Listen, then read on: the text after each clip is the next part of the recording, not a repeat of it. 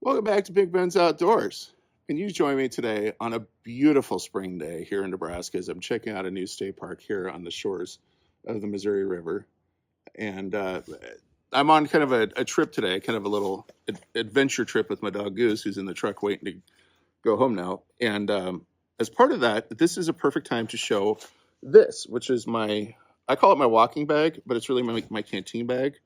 And I've had this for about a year now, and I absolutely love it. And I wanted to use it for quite a while, get it loaded out before I shared how I have it loaded out. And this is pretty much the loadout I'm set on. So what this is a Centerline Systems MCC2, which I believe that stands for Mother Canteen Carrier. This is a fantastic, well-built, handmade bag. It's expensive. Okay, I'm not gonna lie, this is not a cheap bag, but it is of the highest quality that I have seen. And I have a lot of nice bags, and that's one thing I do spend some money on.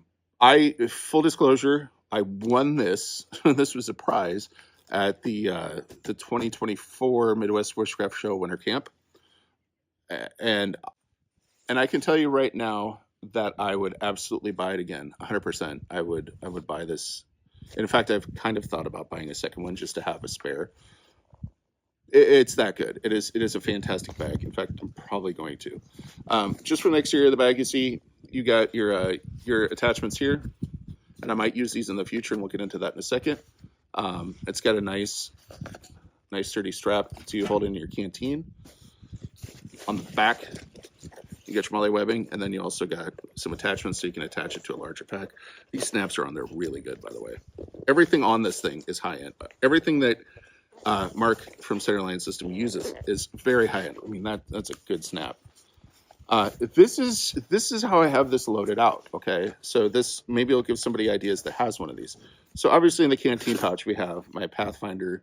I don't remember the exact model of this, but my Pathfinder canteen and cup, except there. I also have, this is an example, this is an Emberlit stainless steel stove. I don't know if the video with this is going to go up before or not. If it does go up before this one, it'll be up here, might not. This is just an example. This isn't the final stove that's going to be in here. I'm probably going to get the titanium version of this. Fantastic stove. And on the other side, I have a Cliff Bar. So I have plenty of room for that. I have actually extra room. Now, if you see in here, this is kind of like a rubberized coating in here. This is, again, the attention to detail that Mark does. Centerline Systems do on their product. It's outstanding. So if you get water in here, not only do you have, it'll shed the water, but it's not going to soak in and not going to get your bag all screwed up. And the stitching there, I mean, it's just the highest. He just does such a good job. And I forgot to mention there's attachments on the bottom too. So this bag could do a heck of a lot more than what I have. And I'm getting close to doing some attachments. In the front, I've gone through a couple iterations of what I have up here, but I'm really liking how I have this set up. So right now I have my buddy Chris from BarnYard Outdoors. I'll link him up there.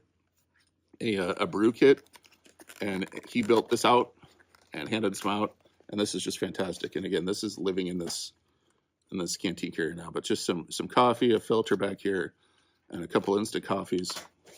Great little kit. Secured with a Ranger band. Put that off to the side. So that's in the front. Also in the front, I keep some aqua tabs, purifying water. These are my minimum. No reason not to. Don't keep them. Always keep them in just your survival kit. This is a backup headlamp. This is a Princeton Tech Bite. Yeah, that's what it is. Just a backup headlamp.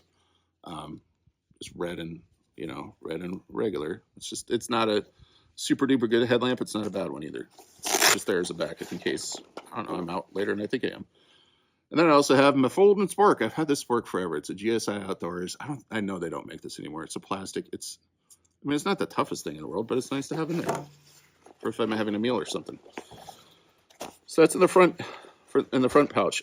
Now on the sides, if you'll look, you have two different attachments here. You have the attachment for your shoulder strap, which again is very, very nice. You can remove the shoulder strap completely. And in this pocket, I have So pay attention to this. That was, I was doing a review on that.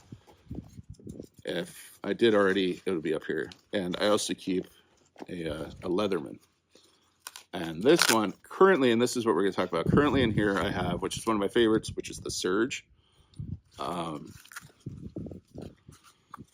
Probably going to switch it out. And I'm eyeing, I don't know yet, probably the rebar.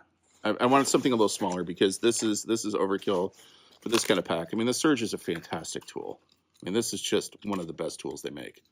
And it's priced accordingly, but it's complete overkill for this application. I just need something for when I'm outdoors, and this is more than that. I put that instead of the Wave, thinking the Wave was overkill.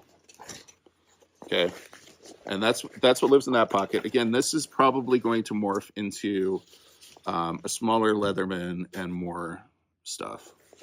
Let's be honest here. In this pocket over here is my mini fire kit, and this comes in handy all the time.